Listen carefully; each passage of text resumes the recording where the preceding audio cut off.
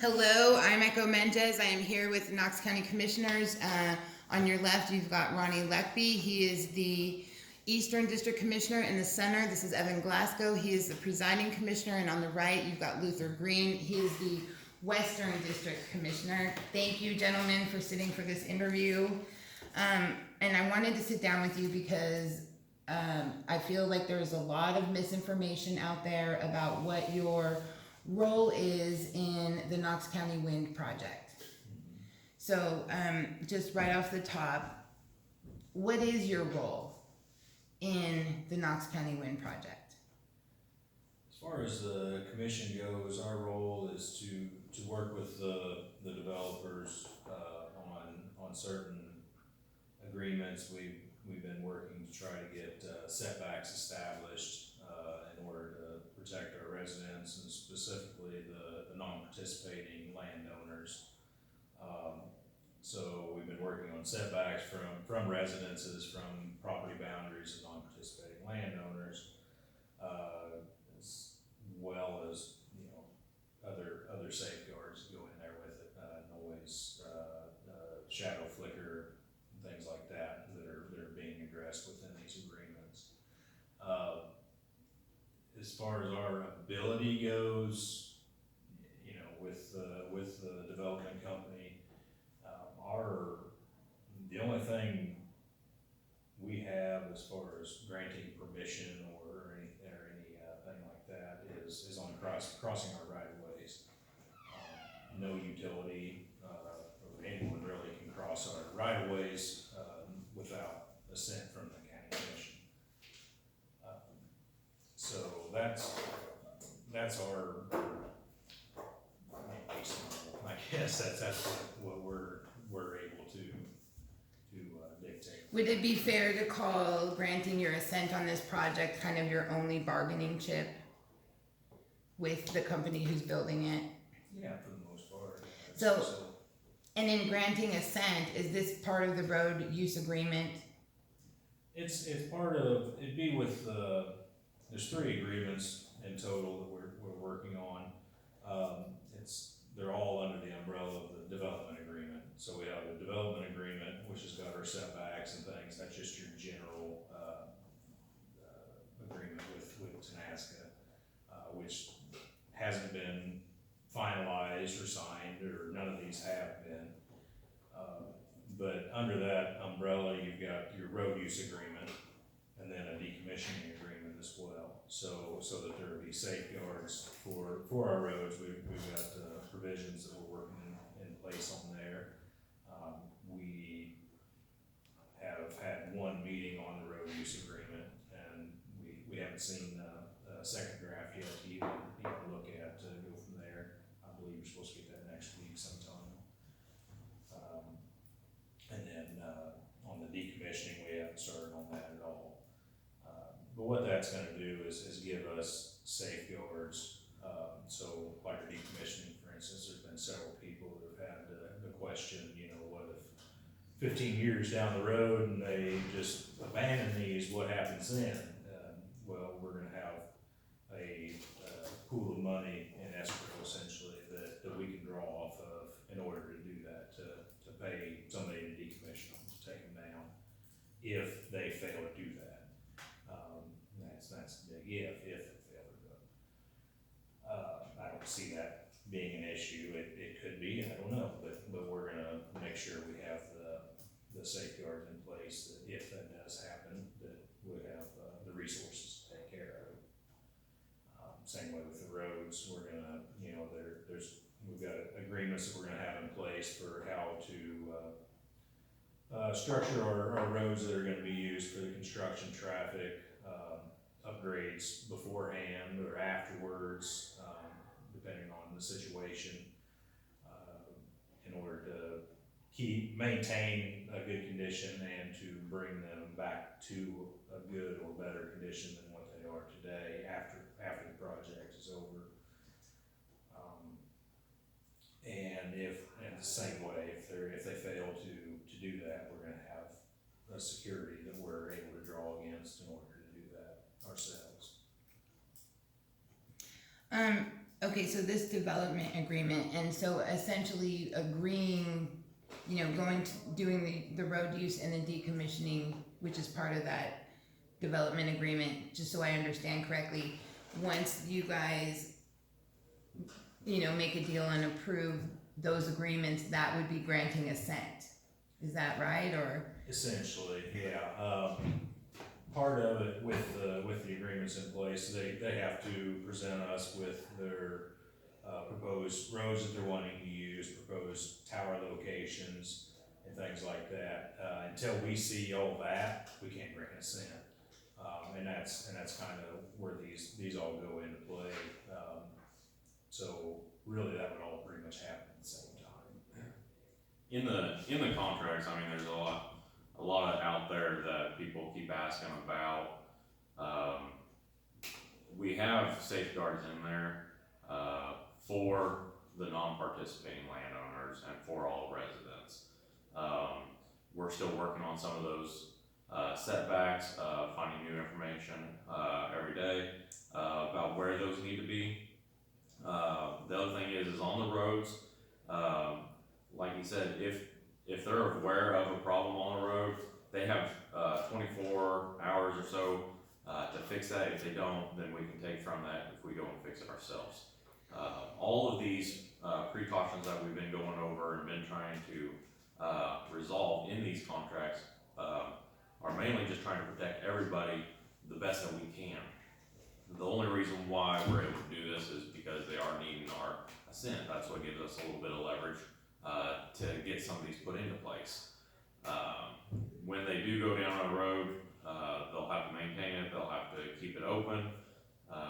If there are anything that's going to be needing blocked or shut down for upgrades, for replacement of tubes or anything like that, there will be signage, there will be notifications put into place before a road is just completely shut down. That way everybody around that is affected by that road closing for that amount of time will be aware of it before it happens.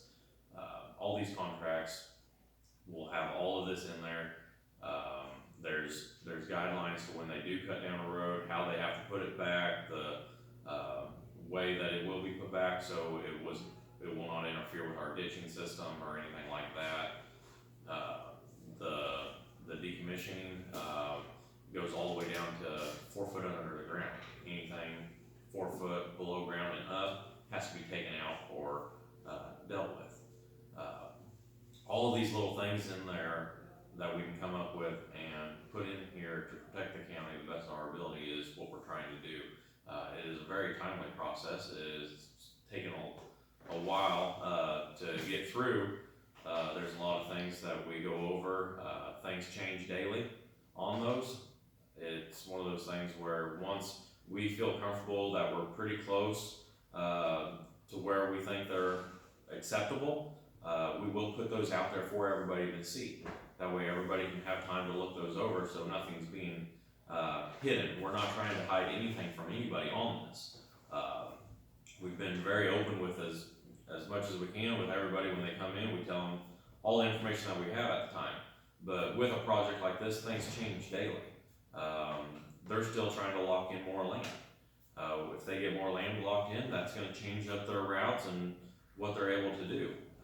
The amount of towers, depending on what all they are able to secure. They know they're not going to be able to run their lines down our right-of-ways now. So that's probably changes a lot of their ways and routes and stuff that they'll be able to do. As far as numbers, people keep asking, how much are you going to get for the roads? We don't know that yet because we don't know the miles of roads that they're going to be on yet.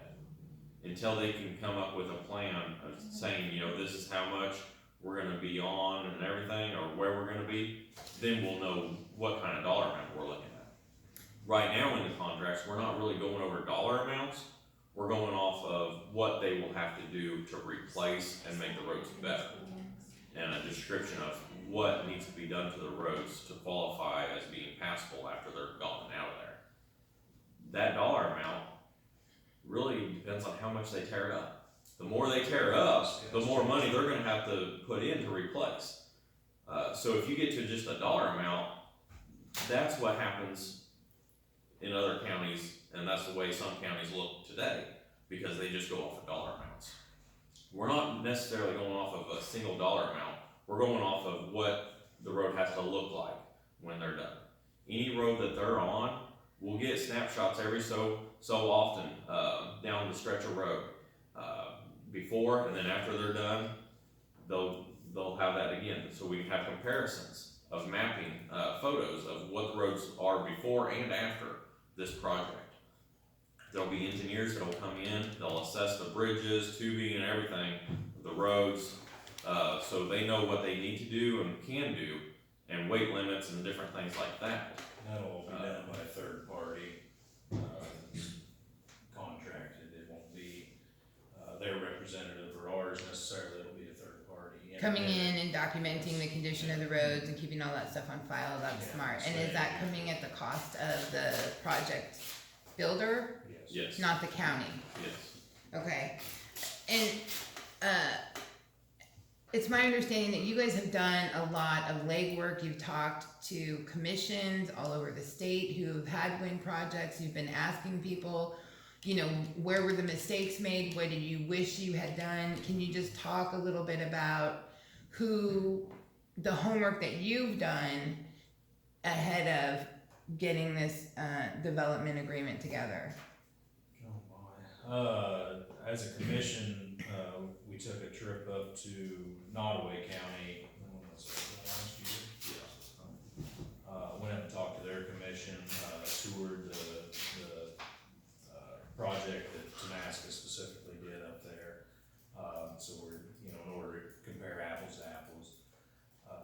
They had some good suggestions, they were very forthcoming, didn't hold back. Things like the roads and drainage things that we witnessed up there and talked to them about. We make sure we're gonna have that in our agreements. I know I've talked to commissioners from, DeKalb and Atchison, and, all over, I can't. Did you guys talk to the commissions in Schuyler and Adair County after the High Prairie Wind Project?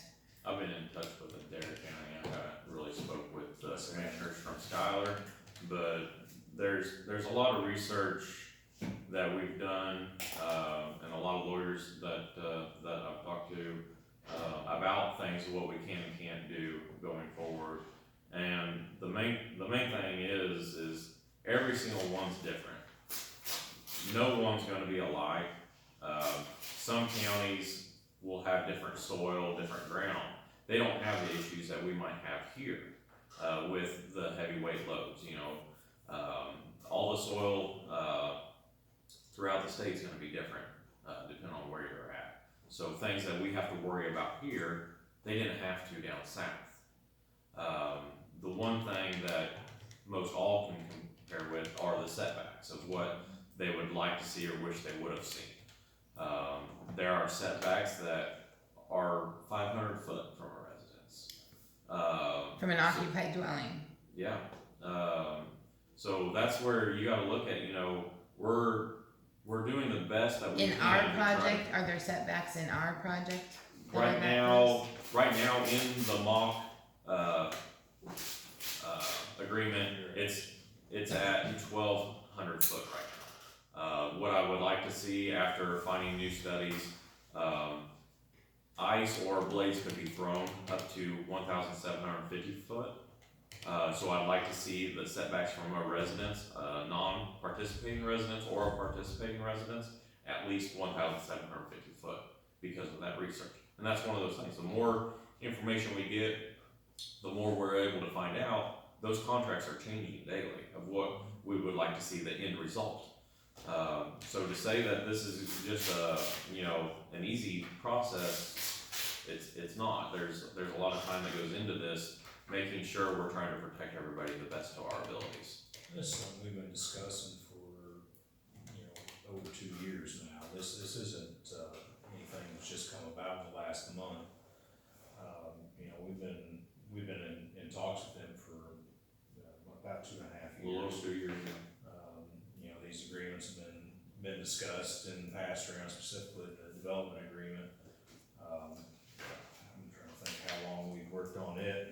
still don't have finalized at The this development point. agreement itself has been just a little over 2 years, since the talk started on it. It's still not finalized, there's still a little bit of changes we'd like to see in it. The road use agreement, everybody was up there at the courthouse with it, that was our first meeting on the road use agreement.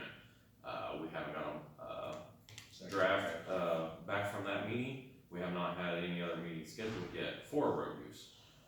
Once we get the road use done, then we still have the decommissioning agreement. We have not met a single time on the decommissioning agreement.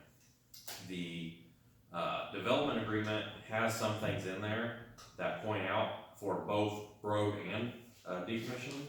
That is the major contract with those. The other ones are just to kind of, reiterate some of the things that were put into the development agreement. That is why we're trying to work on all of these to the best of our ability, and we'll keep working on them until we have things settled and figure out what we can and can't do and the best route to go for the county. As a commission, we're not going to approve any of these agreements until they're all completed and ready to be viewed, receive public comment, we'll have a public hearing.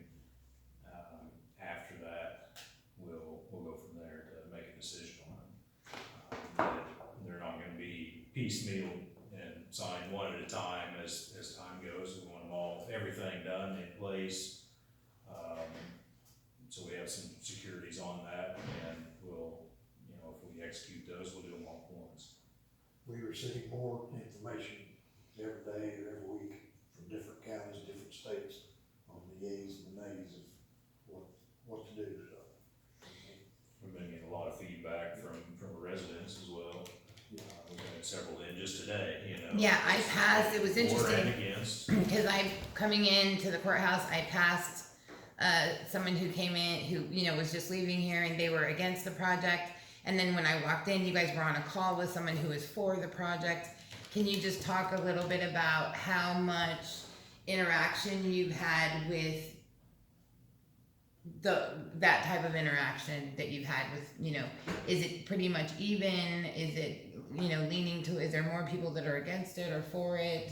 There's more people, we feel, that's against it right now.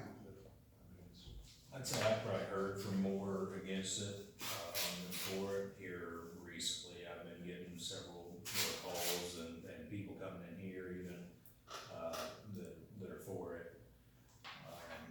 But I'd say by and large the biggest conversations I've had been from ones that are opposed. And there was a kind of an anti-wind meeting, public meeting you guys were at recently.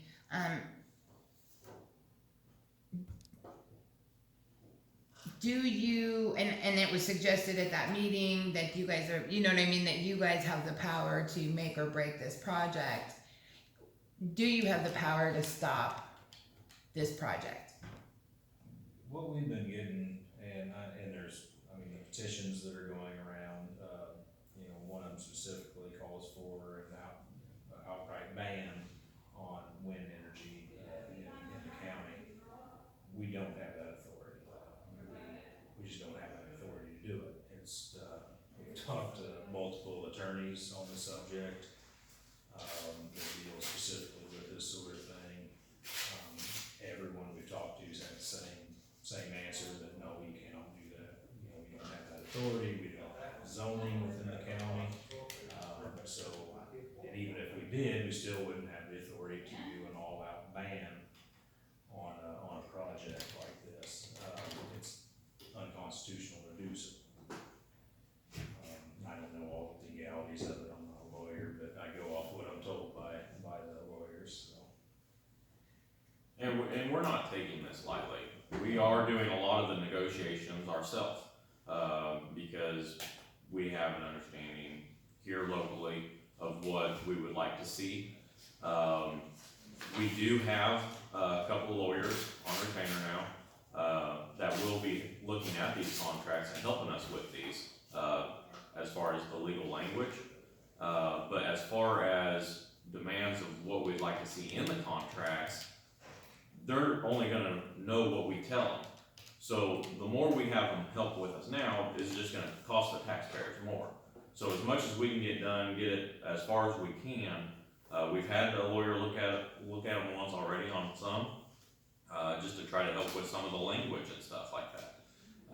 But once we get these contracts further, and closer to where we'd like to see them, then we'll, make sure that they spend a good amount of time looking over them, making sure that we're covered in the language, the way we should be. It's not just us, meeting with them and letting their lawyers write everything up. We have lawyers that are going to be looking at these also. We're not just, taking them at their word. We're trying to do our due diligence, make sure that we protect everybody the best that we can. Is there have you heard anything, or do you have one, or have you heard anything from them about, is there a timeline as to when they'd like to, get the project started or get these agreements in place? Well, they'd love to today, but at the same time, all these contracts take time. The way I understand, their timeline they're looking at for starting construction will be, this fall or next spring. So towards the end of this year and beginning of next is what their timeline kind of originally has been. We don't have anything firm that's been put before us, but that's just what they've been saying. Kind of just the running. Yeah. And all of this back and forth is basically, you guys get the contract that they've proposed, you're making changes, sending it back, they're making changes, sending it back. This is gonna It's just a negotiation, Go like on any, for a while. it's, back and forth until, we reach a consensus and something that we can work with. We spent 2 years on one contract, that was the development agreement. The road use agreement and the decommissioning agreement shouldn't take as long as that, but like I said, the one isn't even finalized yet. But it has some, things in there on all contracts, so that one did take a lot longer. Depending on how fast they move, like I said, how long ago it was since that last meeting, that we haven't had any correspondence since then. So the longer it takes for them to get a draft back to us to go over and then renegotiate other things, the longer it will take to get something put out there for everybody to see as far as a rough draft of what is the end proposal. Okay. I think we pretty much got, is there anything that I'm not asking about that you think is important that, Knox County citizens need to know about your role in this process? Anything you didn't ask, I would like to just point out that we are working for the citizens, we're hearing the concerns that are coming through. We encourage people to get with us, let us know what their thoughts are on it, what their concerns are, any information that people have, especially, scientific research, things of that nature, to help their point, prove their point, or to help their cause, pass it on to us. I'm glad to read it, check it out. Especially on the studies. Yes, We have a amount of opinion pieces I'm gathering, but the study and the research, Actual evidence based. that's what really helps us out. Opinions, are opinions, but, and some of them are very valid, but we have to have factual evidence in order to stand on, especially pushing for further setbacks, things of that nature. I've told people before, I have no problem pushing for those, but I have to have a good, backing. I have to have a good reason, something to point to and say, this is why. We've had a book brought into us, other, governmental research from overseas brought into us. It all helps. Like I said, there's all terrain and everything is different no matter where you go, but we can look at what was studied there, what they found, the reasonings behind that, see if it relates to what we have here, and kind of go from there. So like I said, there's no bad research that we could see. The more the better. that's what we'd really like to try to kind of go off of. The vast majority of the, I